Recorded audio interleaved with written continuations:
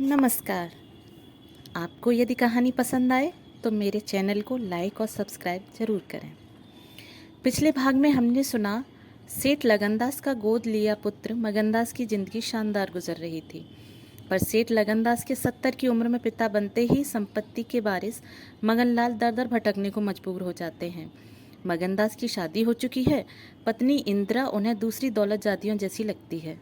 वह सब कुछ छोड़ छाड़ कर एक गांव में चले आते हैं, जहां इंदिरा की मालिन चंपा और उसकी भतीजी रंभा उनके साथ रहने लगती हैं। क्या मगनदास और इंदिरा दोबारा मिल पाएंगे? आइए सुनते हैं। नागपुर इस गांव से 20 मील की दूरी पर था। चंपा उसी दिन चली गई और तीसरे दिन रंभा के साथ लौट आई। यह उसकी भतीजी का नाम था। उसके आने से झोंपड़े में जान सी पड़ गई। मगनदास के दिमाग में मालिन की लड़की की जो तस्वीर थी, उसका रंभा से कोई मेल न था। वह सौंदर्य नाम की चीज का अनुभवी जौहरी था, मगर ऐसी सूरत जिस पर जवानी की ऐसी मस्ती और दिल का चैन छीन लेने वाला ऐसा आकर्षण हो, उसने पहले कभी नहीं देखा था। उसकी जवानी का चांद अपनी सुनहरी और गंभीर शान के साथ चमक रहा था।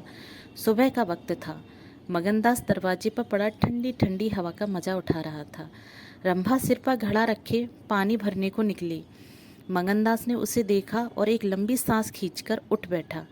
चेहरा मोहरा बहुत ही मोहक, ताजे फूल की तरह खिला हुआ चेहरा, आंखों में गंभीर सरलता।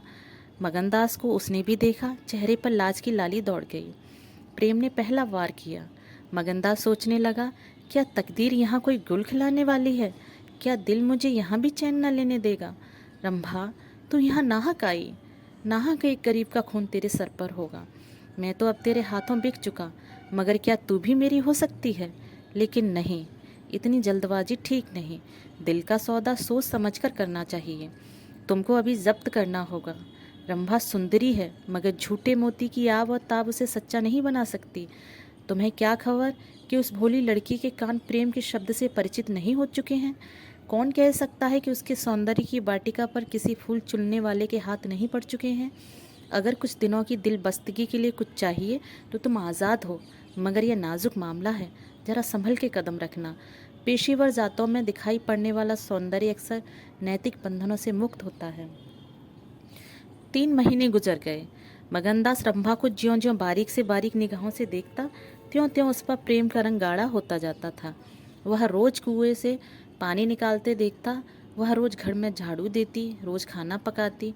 आह, मगनदास को उन ज्वार की रोटियों में जो मज़ा आता था, वह अच्छे से अच्छे व्यंजनों में भी ना आया था। उसे अपनी कोठरी हमेशा साफ सुथरी मिलती। न जाने कौन उसका बिस्तर बिछा देता। क्या है रंभा की कृपा थी? उसकी निगाहें शर्मीली थीं। उसने उसे कभी अपनी तरफ चंचल आंखों से ताकते नहीं देखा। आवाज़ कैसी मीठी! उसकी हंसी की आवाज़ कभी उसके कानों में नहीं आई। अगर मगनदास उसके प्रेम में मतवाला हो रहा था तो कोई ताज्जुब की बात नहीं थी। उसकी भूखी निगाहें बेचैनी और लालसा में डूबी हुई हमेशा रंभा को ढूंढा करती। वह जब किसी गांव को जाता तो मीलों तक उसकी जिद्दी और बेताब आंखें मुड़ मुड़कर झोंपड़े के दरवाजे की तरफ आती। उसकी ख्याति आसपास फैल गई थी, मगर उसके स्वभाव की सरलता और उदार हृदयता से अक्सर लोग अनुचित लाभ उठाते थे। इंसाफ पसंद लोग तो स्वागत सत्कार से काम निकाल लेते, और जो लोग ज़्यादा समझदार थे वे लगातार तकाज़ों का इंतज़ार करते। चूँकि मगनदास इस फन में बिल्कुल नहीं जानता था, बावजूद दिन रात की दौड़ धूप के गरीबी से उसका गला न छूटता। जब वह रंभा को चक्की पीसते हुए देखता तो गेहूं के साथ उसका दिल भी पिस जाता था। वह कुएं से पानी निकालती तो उसका कलेजा निकल आता। जब वह पड़ोस की औरतों के कपड़े सीती तो कपड़ों के साथ मगनदास का दिल छिद जाता, मगर कुछ बस था न काबू। मगनदास की हृदय भेदी दृष्टि को तो इसमें से कोई संदेह नहीं था कि उसके प्रेम का आकर्षण बिल्कुल बेअसर नहीं है, वरना रंभा की उन वफा से भरी हुई खातिरदारियों की तुक वह कैसे बिठाता। वफा ही वह जादू है, रूप के गर्व का सिर नीचा कर सकता है, मगर प्रेमिका के दिल में बैठने का मादा उसमें बहुत कम था। कोई दूसरा मनचला प्रेमी अब तक अपने वशीकरण में कामयाब हो चुका होता, लेकिन मगनदास ने दिल आशिक का पाया था और जवान माशूक की। एक रोज शाम के वक्त चंपा किसी काम से बाजार गई हुई थी और मगनदास हमेशा की तरह चारपाई पर पड़ा सपने देख रहा था। रंभा अद्भुत छटा के साथ आकर उसके सामने खड़ी हो गई। उसका भोला चेहरा कमल की तरह खिला हुआ था और आंखों से सहानुभूति का भाव झलक रहा था। मगनदास ने उसकी तरफ पहले आश्चर्य और फिर प्रेम की निगाहों से देखा और दिल पर जोर डालकर बोला, आओ रंभा, तुम्हें देखने को बहुत दिन से आंखें तरस रही थीं। रंभा ने भोलेपन से कहा, मैं यहाँ ना आती तो तुम मुझसे कभी न बोलते। मगनदास का हौसला बढ़ा, बोला, बिना मर्जी पाए तो कुत्ता भी नहीं आता। रंभा मुस्कराई, कली खिल गई, मैं तो आप ही चली आई। मगनदास का कलेजा उछल पड़ा। उसने हिम्मत करके रंभा का हाथ पकड़ लिया और भावावेश से कांपती हुई आवाज़ में बोला, नहीं रंभा, ऐसा नहीं है, यह मेरी महीनों की तपस्या का फल है।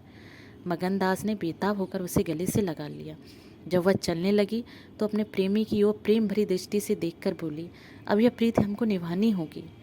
पौ फटने के वक्त जब सूर्य देवता के आगमन की तैयारियां हो रही थीं, मगनदास की आंखें खुलीं। रंभा आटा पीस रही थी। उस शांतिपूर्ण सन्नाटे में चक्की की घुमर घुमर बहुत सुहानी मालूम होती थी और वह उसके सुर से सुर मिलाकर अपने प्यारे ढंग से गा रही थी। झुलनिया मोरी पानी में गिरी, मैं जानू पिया मोको मन है, उल्टी मनावन मोको पड़ी, झुलनिया मोरी पानी में गिरी। साल भर गुजर गया। मगनदास की मोहब्बत और रंभा के सलीके ने मिलकर उस वीरान झोंपड़े को कुंज बाग बना दिया। अब वहाँ गायें थीं, फूलों की क्यारियाँ थीं और कई देहाती ढंग के मोड़े थे। सुख सुविधा की अनेक चीज़ें दिखाई पड़ती थीं। एक रोज़ सुबह के वक्त मगनदास कहीं जाने के लिए तैयार हो रहा था कि एक संभ्रात व्यक्ति अंग्रेजी पोशाक पहने उसे ढूंढता हुआ आ पहुंचा और उसे देखते ही दौड़कर गले से लिपट गया। मगनदास वह दोनों एक साथ पढ़ा करते थे। वह अब वकील हो गया था। मगनदास ने भी अब पहचाना और कुछ झेंपता और कुछ झिझकता उससे गले लिपट गया। बड़ी देर तक दोनों दोस्त बातें करते रहे। बातें क्या थी, घटनाओं और संयोगों की एक लंबी कहानी थी। कई महीने हुए सेठ लगनदास का छोटा बच्चा चेचक की नज़र हो गया। सेठ जी ने दुख के मारे आत्महत्या कर ली और अब मगनदास सारी जायदाद, कोठी, इलाके और मकानों का एक छत्र स्वामी था। सेठानियों में आपसी झगड़े हो रहे थे। कर्मचारियों ने गबन को अपना ढंग बना रखा था। बड़ी सेठानी उसे बुलाने के लिए खुद आने को तैयार थी, मगर वकील साहब ने उन्हें रोका था। तब मगनदास ने मुस्कराकर पूछा, तुम्हें क्यों कर मालूम हुआ कि मैं यहाँ हूँ? तो वकील साहब ने फरमाया, महीने भर से तुम्हारी टोह में हूँ। सेठ मक्खनलाल ने अता पता बतलाया, तुम दिल्ली पहुँचे और मैंने अपना महीने भर का बिल पेश किया। रंभा अधीर हो रही थी कि यह कौन है और इनमें क्या बातें हो रही हैं। 10 बजते बजते वकील साहब मगनदास से 1 हफ्ते के अंदर आने का वादा लेकर विदा हुए। उसी वक्त रंभा आ पहुंची और पूछने लगी, ये कौन थे, इनका तुमसे क्या काम था? मगनदास ने जवाब दिया, यमराज का दूत। रंभा, क्या असगुन बकते हो? मगनदास, नहीं रंभा, यह असगुन नहीं है, यह सचमुच मेरी मौत का दूत था, मेरी खुशियों के बाग को रौंदने वाला, मेरी हरी भरी खेती को उजाड़ने वाला। रंभा, मैंने तुम्हारे साथ दगा की है, मैंने तुम्हें अपने फरेब के जाल में फंसाया है, मुझे माफ़ करो। मोहब्बत ने मुझसे यह सब करवाया। मैं मगनसी ठाकुर नहीं हूँ, मैं सेठ लगनदास का बेटा और सेठ मक्खनलाल का दामाद हूँ। मगनदास को डर था कि रंभा यह सुनते ही चौंक पड़ेगी और शायद उसे जालिम दगाबाज कहने लगे, मगर उसका ख्याल गलत निकला। रंभा ने आंखों में आंसू भरकर सिर्फ इतना कहा, तो क्या तुम मुझे छोड़कर चले जाओगे? मगनदास ने उसे गले लगा कर कहा, हाँ। रंभा, क्यों? मगन, इसलिए कि इंदिरा बहुत होशियार है, सुंदर और धनी है। रंभा, मैं तुम्हें न छोड़ूंगी। कभी इंदिरा की लौंडी थी, अब उनकी सौत बनूंगी। तुम जितनी मेरी मोहब्बत करोगे उतनी इंदिरा की तो न करोगे, क्यों? मगनदास इस भोलेपन पर मतवाला हो गया। मुस्करा कर बोला, अब इंदिरा तुम्हारी लौंडी बनेगी, मगर सुनता हूँ वह बहुत सुंदर है, कहीं मैं उसकी सूरत पर लुभा न जाऊँ। मर्दों का हाल तुम जानती हो, मुझे अपने से ही डर लगता है। रंभा ने विश्वास भरी आंखों से देखकर कहा, क्या तुम भी ऐसा करोगे? जो जी में आई करना, मैं तुम्हें न छोड़ूंगी। इंदिरा रानी बने, मैं लौंडी होंगी, क्या इतने पर भी मुझे छोड़ दोगे? मगनदास की आंखें डबडबा गईं।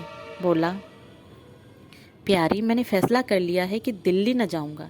यह तो मैं कह ही नहीं पाया कि सेठ जी का स्वर्गवास हो गया। बच्चा उनसे पहले ही चल बसा था। अफसोस सेठ जी के आखिरी दर्शन भी न कर सका। अपना बाप भी इतनी मोहब्बत न कर सकता था। उन्होंने मुझे अपना वारिस बनाया है। वकील साहब कहते थे कि सेठानियों में अनबन है, नौकर चाकर लूटमार मचा रहे हैं। वहाँ का यह हाल है और मेरा दिल वहाँ जाने पर राजी नहीं होता। दिल तो यहाँ है, वहाँ कौन जाए? रंभा जरा देर तक सोचती रही, फिर बोली, तो मैं तुम्हें छोड़ दूंगी। इतने दिन तुम्हारे साथ रही, जिंदगी का सुख लूटा। अब जब तक जीऊंगी इस सुख का ध्यान करती रहूंगी, मगर तुम मुझे भूल तो ना जाओगे। साल में एक बार देख लिया करना, इसी झोंपड़े में आकर। मगनदास ने बहुत रोका, मगर आंसू न रुक सके। बोले, रंभा ऐसी बातें न करो, कलेजा बैठ जाता है। मैं तुम्हें छोड़ नहीं सकता, इसलिए नहीं कि तुम्हारे ऊपर कोई एहसान है, तुम्हारी खातिर नहीं, अपनी खातिर। वह शांति, वह प्रेम, वह आनंद जो मुझे यहाँ मिलता है और कहीं नहीं मिल सकता। खुशी के साथ ज़िंदगी बसर हो, यही मनुष्य के जीवन का लक्ष्य है। मुझे ईश्वर ने यह खुशी यहाँ दे रखी है, तो मैं उसे क्यों छोड़ूं? धन दौलत को मेरा सलाम है, मुझे उसकी हवस नहीं है। रंभा फिर गंभीर स्वर में बोली, मैं तुम्हारे पाँव की बेड़ी न बनूंगी। चाहो तुम अभी मुझे न छोड़ो, लेकिन थोड़े दिनों में तुम्हारी यह मोहब्बत न रहेगी। मगनदास को कौड़ा लगा।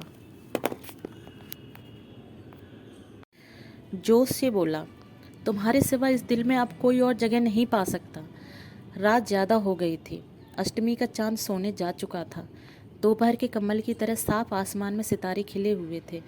किसी खेत के रखवाले की बांसुरी की आवाज़, जिसे दूर ने तासीर, सन्नाटे न सुरीलापन और अंधेरे ने आत्मिकता का आकर्षण दे दिया था, कानों में आ जा रही थी, जैसे कोई पवित्र आत्मा नदी के किनारे बैठी हुई पानी की लहरों से या दूसरे किनारे के खामोश और अपनी तरफ खींचने वाले पेड़ों से अपनी ज़िंदगी की गम की कहानी सुना रही है। मगनदास सो गया, मगर रंभा की आंखों में नींद न आई। सुबह हुई तो मगनदास उठा और रंभा को पुकारने लगा, मगर रंभा रात ही को अपनी चाची के साथ वहाँ से कहीं चली गई थी। मगनदास को उस मकान के दरो दीवार पर एक मनहूसियत सी छाई हुई मालूम हुई, कि जैसे घर की जान निकल गई हो। वह घबराकर उस कोठरी में गया जहाँ रंभा रोज चक्की पीसती थी, मगर अफसोस, आज चक्की एकदम निश्चल थी। फिर वह कुएं की तरह दौड़ा गया, लेकिन ऐसा मालूम हुआ कि कुएं ने उसे निगल जाने के लिए अपना मुंह खोल दिया है। तब वह बच्चों की तरह चीख उठा। वह रोता हुआ फिर उसी झोपड़ी में आया जहाँ कल रात तक प्रेम का वास था, मगर आह, उस वक्त वह शोक का घर बनी हुई थी। जब जरा आंसू थमे तो उसने घर में चारों तरफ निगाह दौड़ाई। रंभा की साड़ी अरगनी पर पड़ी हुई थी। एक पिटारी में वह कंगन रखा हुआ था जो मगनदास ने उसे दिया था। बर्तन सब रखे हुए थे, साफ और सुथरे। मगनदास सोचने लगा, रंभा, तूने रात को कहा था मैं तुम्हें छोड़ दूंगी। क्या तूने यह बात दिल से कही थी? मैंने तो समझा था तू दिल लगी कर रही है, नहीं तो तुझे मेरे कलेजे में छिपा लेता। मैं तो तेरे लिए सब कुछ छोड़े बैठा था, तेरा प्रेम मेरे लिए सब कुछ था। आह, मैं यूं बेचैन हूँ, क्या तू बेचैन नहीं है? हाय, तू रो रही है, मुझे यकीन है कि तू अब भी लौट आएगी। फिर सजीव कल्पनाओं का एक झमघट उसके सामने आया। वे नाजुक अदाएं, वे मतवाली आँखें, वे भोली भाली बातें, वे अपने को भूली हुई सी मेहरबानियाँ, वह जीवनदायी मुस्कान, वे आशिकों जैसी दिलजोइयाँ, वह प्रेम का नशा, वह हमेशा खिला रहने वाला चेहरा, वह लचक लचक का कुएं से पानी लाना, वह इंतज़ार की सूरत, वह मस्ती से भरी हुई बेचैनी, ये सब तस्वीरें उसकी निगाहों के सामने हम रत्नाक बेताबी के साथ फिरने लगी। मगनदास ने एक ठंडी सांस ली और आंसुओं और दर्द की उमड़ती हुई नदी को मर्दाना जब्त से रोककर उठ खड़ा हुआ। नागपुर जाने का पक्का फैसला हो गया। तकिए के नीचे से संदूक की कुंजी उठाई और कागज का एक टुकड़ा निकाल आया। यह रंभा की विदा की चिट्ठी थी। प्यारे, मैं बहुत रो रही हूँ, मेरे पैर नहीं उठते, मगर मेरा जाना जरूरी है। मैं तुम्हें जगाऊंगी तो तुम जाने न दोगे। आह, कैसे जाऊँ, अपने प्यारे पति को कैसे छोड़ूं? किस्मत मुझसे ये आनंद का घर छुड़वा रही है। मुझे बेवफा न कहना, मैं तुमसे फिर कभी मिलूंगी। मैं जानती हूँ कि तुमने मेरे लिए यह सब कुछ त्याग दिया है, मगर तुम्हारे लिए ज़िंदगी में बहुत कुछ उम्मीदें हैं। मैं अपनी मोहब्बत की धुन में तुम्हें उन उम्मीदों से क्यों दूर रखूँ? अब तुमसे जुदा होती हूँ, मेरी सुध मत भूलना, मैं तुम्हें हमेशा याद रखूँगी। यह आनंद के दिन कभी न भूलेंगे। क्या तुम मुझे भूल सकोगे? तुम्हारी प्यारी रंभा। मगनदास को दिल्ली आए हुए 3 महीने गुजर चुके हैं। इस बीच उसे सबसे बड़ा जो निजी अनुभव हुआ वह यह था कि रोजी की फिक्र और धंधों की बहुतायत से उमड़ती हुई भावनाओं का जोर कम किया जा सकता है।